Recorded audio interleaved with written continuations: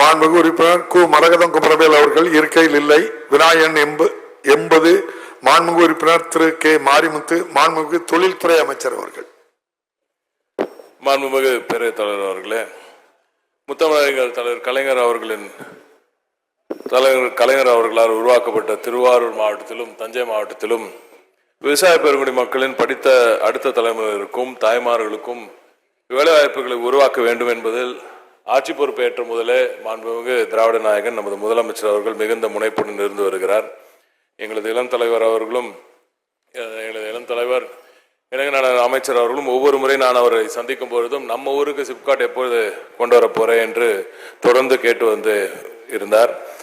அதன் விளைவாகத்தான் நிதிநிலை அறிக்கையில் தஞ்சை டெல்டா பகுதியில் வரலாற்றில் முதல் முறையாக 300 ஏக்கர் பரப்பளவில் ஒரு புதிய சிப்காட் தொழிற்சாலை அமைக்கப்படும் என்ற ஒரு வரலாற்று சிறப்புமிக்க ஒரு அறிவிப்பை மாண்புமிகு திராவிட நாயகன் அவர்கள் இங்கே அறிவித்திருந்தார்.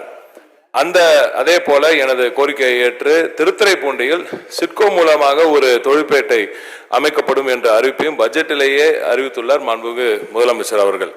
திருத்துறைப்பூண்டியில் சிப்காட் அமைக்கப்பட வேண்டும் என்றால் பெரிய அளவில் நிலம் தேவை என்பதால் மாண்புமிகு சட்டமன்ற உறுப்பினர் அங்கே ஒரு 1000 ஏக்கர் நிலத்தை கண்டறிந்து தந்தால் நிச்சயமாக அங்கேயும் ஒரு சிப்காட் அமைப்பதற்கான வேலையை இந்த மாண்புமிகு திராவிட நாயகன் அவர்களின் அரசு செய்யும் என்று தங்கள் வாயிலாக தெரிவித்துக் கொள்கிறேன். மாண்புமிகு உறுப்பினர் மாரிமுத்து அவர்கள். மாண்புமிகு பேரவைத் தலைவர் அவர்களே, இந்த கேள்வி இந்த அவைக்கு வருவதற்கு முன்னாலேயே நம்முடைய மாண்புமிகு தமிழக முதலமைச்சர் அவர்கள் நிதிநிலை அறிக்கையில் திருத்துறைப்பூண்டியில் பல்லாயிரக்கணக்கான இளைஞர்கள் பயன்பெறுகிற தொழிற்பேட்டையை அறிவித்திருக்கிறார்கள்.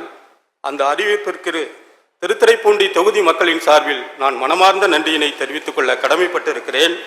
அதேபோல திருத்துறைப்பூண்டி காவிரி டெல்டாவினுடைய வடிநில பகுதி, அந்த பகுதி முற்றிலுமாக விவசாய தொழில் சார்ந்திருக்கிற பகுதி. இன்றைக்கு விவசாயம் பொய்த்து போயிருக்கிற காரணத்தினால் அங்கே இருக்கிற தொழிலாளர்களும் விவசாயிகளும் பொருளாதாரத்தில் மிகவும் பின்தங்கி இருக்கிறார்கள். அவர்களுடைய வாழ்வியலை கருத்தில் கொண்டு அவர்களுடைய பொருளாதார முன்னேற்றத்திற்காக திருத்துறைப்பூண்டியில் குறிப்பாக கொருக்கையில் 500க்கும் மேற்பட்ட ஏக்கர் நிலங்கள் அங்கே இருக்கிறது, அரசு நிலங்கள் அங்கே இருக்கிறது.